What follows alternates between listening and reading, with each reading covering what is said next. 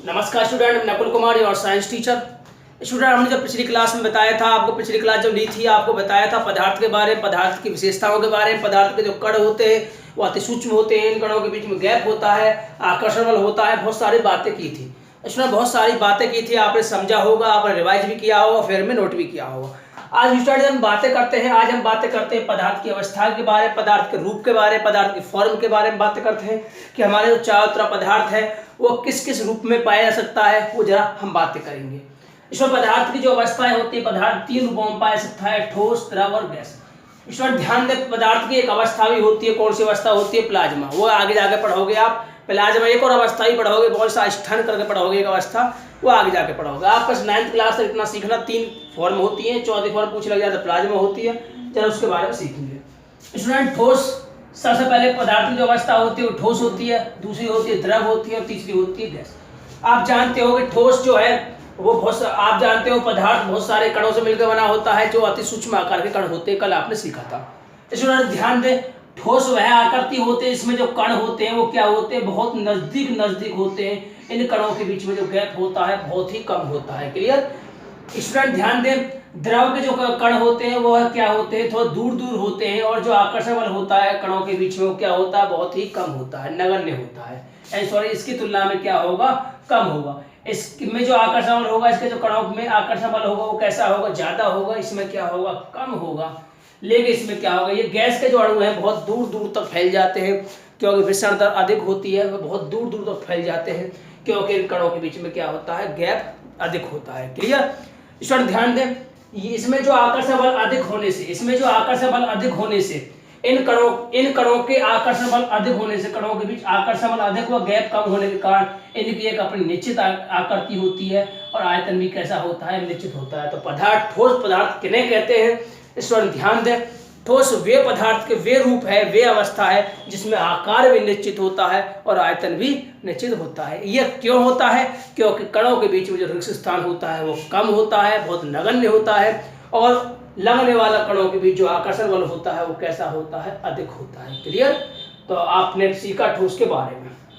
Example की बात करें स्टूडेंट्स के, जो एग्जाम्पल है इसके, जो एग्जाम्पल में लोहा आपने देखा है ठोस होता है, कठोर होता है, भारी होता है, लकड़ी है, बर्फ है, पत्थर है, आदि बहुत सारी बातें हैं। क्लियर? और उसके बाद हम बातें करते हैं द्रव के बारे में। द्रव क्या है? स्टूडेंट ध्यान दें, द्रव के जो कण होते हैं बहुत दूर होते हैं, किसकी तुलना में? ठोस की तुलना में। तो द्रव के जो कण हैं वो क्या होते हैं? दूर होते हैं, आकर्षण बल क्या होता है? थोड़ा कम होता है ठोस की तुलना में, जिन कारण का आकार तो अलग होता है, अनिश्चित होता है, लेकिन आयतन तो निश्चित होता है और आकृति नहीं। जिन कारण के जो कण हैं बहुत दूर फैल सकते हैं, दूर होते हैं, रिक्त स्थान होता है, जिन कारण इसका आकृति तो निश्चित नहीं होती, लेकिन आयतन स्थिर होता है। क्या होता है? आयतन निश्चित होता है। इसमें क्या था? आकार व आयतन दोनों निश्चित होते हैं, जो कण नजदीक है इसमें आयतन तो निश्चित होता है लेकिन आकृति नहीं। स्टूडेंट ध्यान दें, जिस बर्तन में भरे जाते हैं वह उसी का रूप धारण कर लेते हैं। जैसे मान लीजिए मेरे पास लीटर में अगर मैं पानी को भरूं तो ये लीटर का ही रूप ले लेगा। अगर किसी कटोरी में भरूं मैं पानी तो ये कटोरी के रूप का धारण कर लेगा। तो कहने से मतलब यह है कि अगर द्रव जिस बर्तन भरे जाते हैं ये उसी का आकार ग्रहण कर लेते हैं। क्लियर? स्टूडेंट ध्यान दें, इसके एग्जाम्पल जल, दूध, तेल, पारा सब कैसे हैं? आपने देखा होगा जल थोड़े से बीच में फैल सकता है, थोड़े से बीच में जा सकता है, आप जिसे फैलाना चाहो तो बहुत बीच में फैल सकता है। स्टूडेंट आप बातें करते हैं गैस की। गैस में क्या होता है? इसके जो कण होते हैं बहुत दूर होते हैं, उन कणों के बीच आकर्षण बल होता है वो कितना होता है? नगण्य होता है, या यूं कह दें कणों के बीच जो आकर्षण बल होता है वो लगभग शून्य होता है। क्लियर? जिस कारण के ना तो आकार निश्चित होता है और ना ही आयतन निश्चित होता है। तो कैसे होते हैं? दोनों ही अनिश्चित होते हैं। एग्जाम्पल की बात करें तो एग्जाम्पल होता है वायु, ऑक्सीजन, नाइट्रोजन, हाइड्रोजन, जलवाष्प आदि। ये सब कैसे हैं? ये सब क्या किसके उदाहरण हैं? गैस के उदाहरण हैं। क्लियर? मैंने क्या बोला? ध्यान दें, ठोस पदार्थ की वह अवस्था है इसमें आकार व आयतन दोनों ही निश्चित होते हैं। क्लियर? दोनों ही कैसे होते हैं? निश्चित होते हैं। निश्चित होने का मतलब समय के साथ नहीं बदलता। दूसरी बात, द्रव जिसमें आकार तो निश्चित नहीं होता लेकिन आयतन निश्चित होता है, लेकिन गैस में दोनों ही निश्चित नहीं होते, ना तो आकार निश्चित होता है और ना ही आयतन। तो किस प्रकार लिखोगे? ठोस वे पदार्थ जिनके आकार व आयतन निश्चित होते हैं। एग्जाम्पल लिख दोगे आप। अब द्रव की बात करें, वे पदार्थ जिनका आयतन तो निश्चित होता है लेकिन आकृति निश्चित नहीं होती। बात समझ में आती है तक। तो उसके बाद गैस में कैसे लिखोगे कि वे पदार्थ जिनका ना तो आकार निश्चित होता है और ना ही आयतन निश्चित होता है, वो क्या कहलाते हैं? गैस कहलाते हैं। और उसके बाद आप एग्जाम्पल लिख दोगे। क्लियर? ऑक्सीजन, नाइट्रोजन, CO2 में जो भी है आपको जो समझ में आ रहा है, जो गैस के एग्जाम्पल हो सकते हैं आप लिख लेंगे। ठीक है। उसके बाद नोट की ध्यान रखना, दो बातें बहुत इंपॉर्टेंट हैं कि जल एकमात्र ऐसा पदार्थ है वो जो तीनों रूपों में पाया जाता है। ये बहुत ही पूछा जाता है आपसे कि भाई ये बताइए स्टूडेंट्स, ये बताइए कि ऐसे कौन सा पदार्थ है जो तीनों अवस्थाओं में पाया जा सकता है। क्लियर? तो आप बताओगे सर वो जल है। कौन है? जल है। क्योंकि जल को हम जब ठंडा करते हैं, ठंडा करते जाए तो ये बर्फ बन जाती है। तो बर्फ किस अवस्था में होती है? ठोस फॉर्म बन जाती है। जल कैसी फॉर्म बन जाता है? ठोस। यदि हम इसे गर्म करते हैं, थोड़ा सा गर्म करने लग जाए तो क्या बन जाता है? बर्फ पिघल के क्या बन जाती है? पानी बन जाती है, जल बन जाती है। तो किस अवस्था को प्रदर्शित करता है? किसको करता है? द्रव को। यदि इसे और गर्म करते हैं तो ये क्या बन जाता है? जल वाष्प बन जाता है। क्या बन जाता है? जल वाष्प बन जाता है, जो ही कौन सी अवस्था को प्रदर्शित करता है? गैसीय अवस्था को। क्लियर?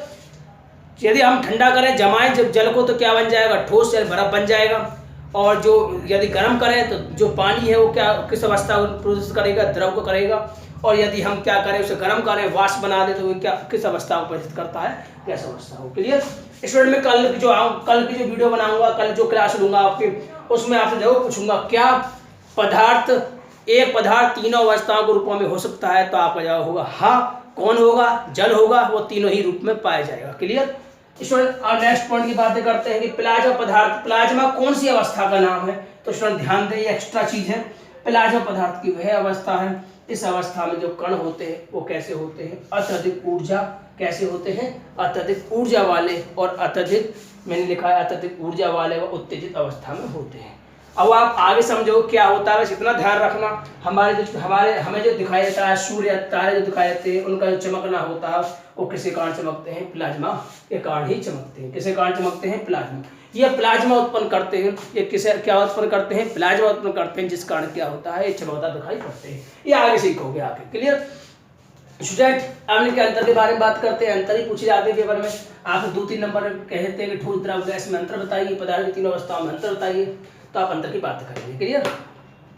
सबसे पहले बात आता है कि इनका जो आकार है वो कैसा होता है। आपने पढ़ा है इनका आकार कैसा होता है? निश्चित होता है, इनका अनिश्चित होता है, इनका अनिश्चित होता है। क्यों? क्योंकि इनके कणों के बीच में गैप नहीं होता ज्यादा, आकार निश्चित होता है। इनके कणों के बीच में गैप थोड़ा कम होता है, तो इसलिए अनिश्चित होता है। और ये भी कैसा होता है? अनिश्चित होता है। आयतन की बात करें तो इसमें जो आयतन होता है वो निश्चित होता है। आपने सीखा है इसमें आयतन कैसा होता है? निश्चित होता है। लेकिन कौन अनिश्चित होता है? कौन अनिश्चित होता है इसमें? आपने देखा है कि आयतन भी अनिश्चित होता है। दोनों ही कैसे होते हैं? अनिश्चित होते हैं। कठोरता की बातें करें, कठोरता क्या होती है? दृढ़ होते हैं, कठोर होते हैं। और ये कैसे होते हैं? तरल और ये संपीड़ित। कठोरता मतलब इसको हम दबा सकते हैं, नहीं कठोर होते हैं। ये कैसे होते हैं? थोड़ा सा तरल होते हैं, फैलने वाले होते हैं। ये क्या होते हैं? बहने वाले होते हैं। कैसे होते हैं? बहने वाले। बहने वाले का मतलब ये ऊपर से नीचे की तरफ बहते हैं, ये ऊपर से नीचे की तरफ बहते हैं। उसके बाद हम बात करें ये कैसे होते हैं? संपीड़ित। संपीड़ित का मतलब है जिसे दबाया जा सकता है, गैस को हम दबा जा सकते हैं। क्लियर? स्टूडेंट हम बातें करते हैं पदार्थ जो होते हैं ये कैसे होते हैं? संपीड़ित होते हैं। संपीड़ित का मतलब दबने वाले होते हैं। क्लियर? स्टूडेंट अब तरलता की बात करें तो तरलता का मतलब होता है बहने का जो गुण है इनमें क्या होता है? नहीं होता, ठोस नहीं बहते। लेकिन इंटर क्लास में आप सीखोगे कि ठोस है का बहते वाले में ठोस ही पढ़ोगे। लेकिन यहाँ जो सीखते हैं तरल, ये इनमें जो बहने का गुण होता है वो बिल्कुल नहीं होता। इनमें द्रव में क्या होता है? द्रव बहते हैं। और गैस क्या होती है? ये द्रव कहाँ से कहाँ तक बहते हैं? ये ऊपर से नीचे बहते हैं। ध्यान रखना है ऊपर से नीचे बहते हैं। और जबकि ये क्या होते हैं? ये सभी दिशाओं में बहते हैं। ये क्या होते हैं? सभी दिशाओं में बहते हैं। क्लियर? ध्यान रखना ये नहीं बहते, ये ऊपर से नीचे बहते हैं और ये सभी दिशाओं में बहते हैं। क्लियर? स्टूडेंट अब बातें करते हैं कणों के बीच में जो रिक्त स्थान होता है, जो गैप होता है, इन ठोसों में कैसा होता है? आपने कल पढ़ा था, इनमें बहुत नगण्य होता है, इनमें बहुत गैप कम होता है, इनमें अधिक होता है। इनमें क्या होगा? और भी अधिक होगा। इनमें ठोसों की तुलना में अधिक होगा, इनमें सबसे अधिक होगा। क्लियर? और नेक्स्ट अंतर की बात करेंगे, बीच जो अणुओं के बीच में जो आकर्षण बल होगा वो कैसा होगा? अधिक होगा, जिस कारण क्या आएंगे आपस में के अणु दूर नहीं जाती, क्या होती है? एक दूसरे के नजदीक होती हैं। इन्हें तोड़ने के लिए अधिक ताकत लगानी पड़ती है, जबकि गैस को और इनको द्रव को तोड़ने के लिए अधिक ताकत की आवश्यकता नहीं होती।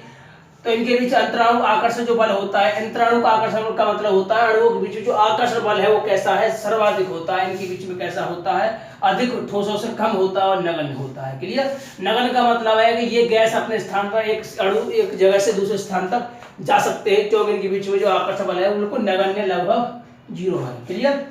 घनत्व जो होता है, घनत्व आप सीखोगे घनत्व क्या है, ध्यान रखना स्टूडेंट, घनत्व की परिभाषा बताएंगे हम अगले टॉपिक में। तो ये घनत्व कैसा होता है, सर्वाधिक। घनत्व का मतलब होता है कि प्रति एकांक आयतन में उपस्थित, प्रति एकांक आयतन में पदार्थ की मात्रा, उपस्थित किसी पदार्थ की मात्रा। मैंने क्या बोला, किसी प्रति एकांक आयतन में उपस्थित पदार्थ की मात्रा क्या कहलाती है, घनत्व कहलाते हैं। सब कुछ करके पढ़ाएंगे। तो जो घनत्व होता है, जो कैसे होते हैं, भारी होते हैं, बस इतना समझ लो, ये भारी होते हैं, इनका तो घनत्व अधिक होता है। इनका जो ये हल्के होते हैं, थोड़े से ठोसों से कम होगा। और इनका जो घनत्व होता है वो कैसा होता है, कम होता है, ठोस और द्रव से कम होता है। संपीड़ित, संपीड़ित का मतलब दबने वाले। क्या ठोस को दबा सकते हैं, ठोस को दबा सकते हैं, लेकिन कैसा, बहुत ही नगण्य। लेकिन द्रव को हम दबा सकते हैं कम।